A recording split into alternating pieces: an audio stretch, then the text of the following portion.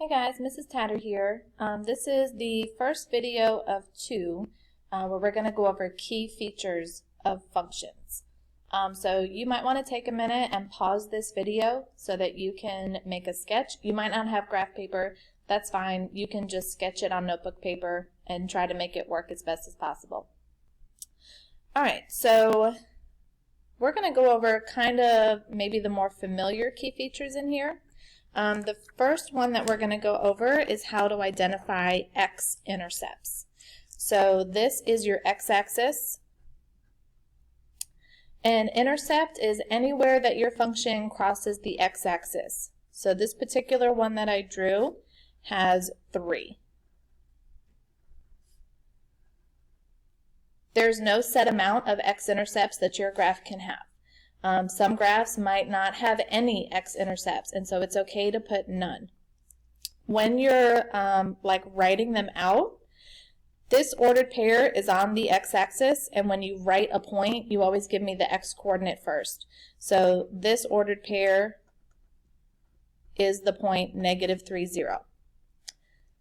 This ordered pair is -1, 0. This ordered pair is 2, 0.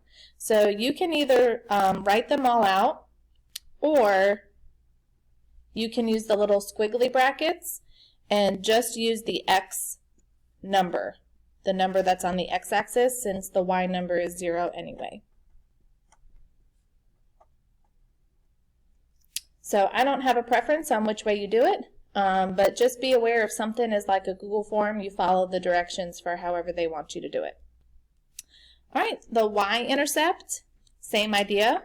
But this one is your y-axis. So where your function crosses the y-axis is this point. Since this point is not left or right of the origin, it's straight down, this is the point 0, -2. So what I would do for the y-intercept, if a graph is a function, it only has one y-intercept. As soon as it crosses the y-axis again, it's no longer a function, and we're not going to be doing those. So you just need to write down the one ordered pair that it crosses the y-axis at. Alright, domain and range. I will probably have to explain domain and range a few different ways because everybody learns a little bit differently. But the first thing to realize is this graph is all connected. I can trace this entire graph from the left arrow all the way to the right arrow. So as soon as you have an arrow on both sides, or just be aware, some programs don't draw the arrows on there. If I wanted the graph to stop here, I would have put this point, and I would have made this point pretty clear that this is just randomly where the graph is stopping. So anytime you see a picture of a graph and it looks like you should draw arrows on it, go ahead and draw your arrows. So this does not have any breaks or gaps. There's nothing weird. So this means that it is connected. Another word for that is continuous. Anytime your graph has an arrow on the left and an arrow on the right, your domain, which is your x values. Domain is the set of x values. If you have an arrow on the left and you have an arrow on the right, your domain is all real numbers. Which this is a symbol, it's like a fancy looking R that means all real numbers, so you can use that. But you can also write -infinity to +infinity with parentheses around it. Those mean the same thing. Basically, it means if I gave you an x, you could find a point on this graph. Now, we can't actually find it because this graph doesn't show you the rest of it, but if I had the equation of this function, if I told you 10, you could plug 10 in for x and it would ultimately give you a point. All right, the range. Here's the easiest way that I have found to try to figure out the range. And the range is the set of y values. So start at the bottom of your graph. If you have arrows that are pointing down, then you have negative infinity as the first thing you're going to write down in your range, because this is telling you that these y values are going to continue down forever and ever and ever. So for this particular graph, my range is going to be negative infinity, which is always what you're going to put at the bottom. If we had arrows that were pointing up, it would be positive infinity. But if you look at this graph, you can pause or ask yourself, does this graph have an arrow that's pointed up? And the answer for that is no. So then we have to figure out how high up does this graph actually go. So you can either kind of trace up, or you can come in from the top of the graph and figure out the first place that your graph actually hits. And so this point here is the highest that this graph will go. And if you notice, the y value of that point is 2. So we have from negative infinity to 2. Because this point actually exists, you are going to plot a point on the graph that is negative 2, positive 2. You are going to close the bracket. So a closed bracket, if that is an actual point. So infinity is not an actual number, so that's why there's parentheses around infinity. The bracket and the infinity, or sorry, the bracket and the parenthesis, that's one of those things that I will tell you when you get it wrong, but it's not something to stress out about until you really, really feel comfortable with everything that we're doing. But just know, when you see me use a bracket instead of a parenthesis, there is a reason for that. All right, so the maximum and minimum. I'm going to write a little note here, and you should write this down too.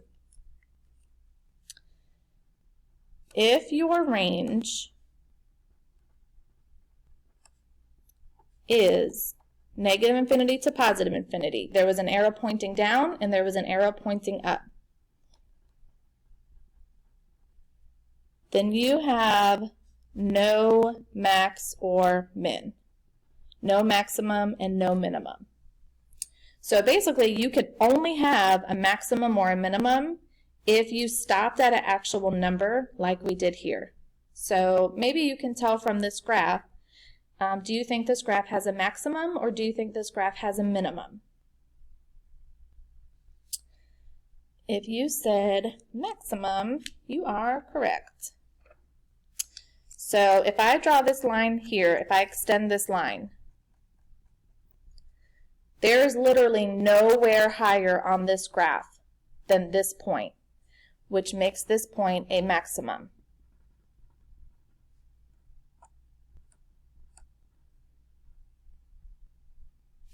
This particular graph has no minimum because these arrows are going to go down forever and ever and ever. It's never going to reach an absolute lowest spot on the graph.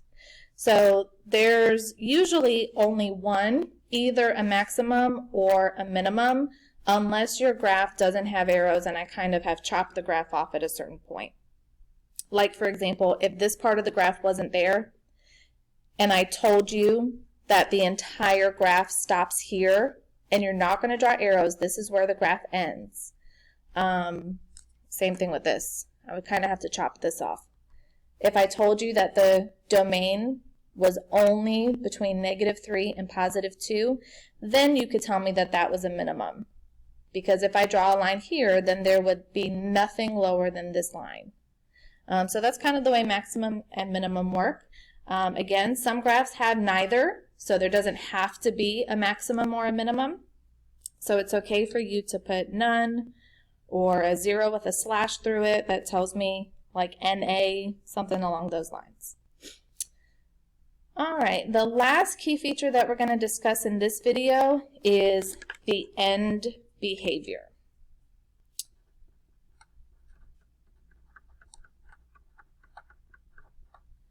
And I'm kind of color coding these.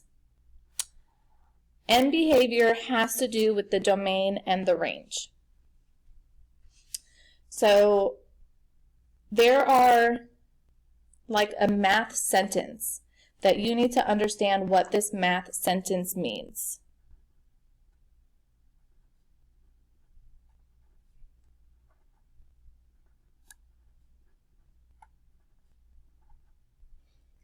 So those are the two components of an end behavior statement that you kind of need to understand.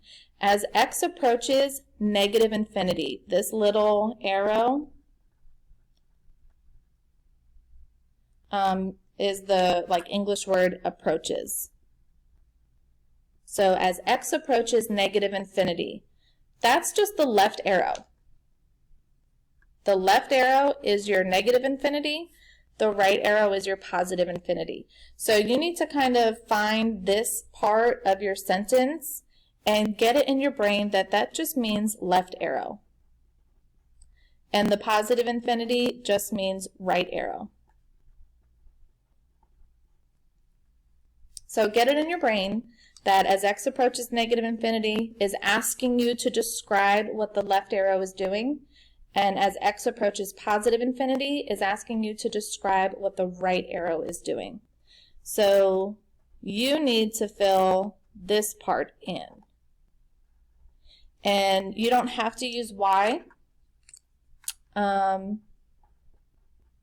of x is the same thing as y, so you might see y, you might see f of x, but this is the part that you're supposed to fill out. And basically you have two options, up or down. Those are your two options. Either the arrow is pointing up or the arrow is pointing down.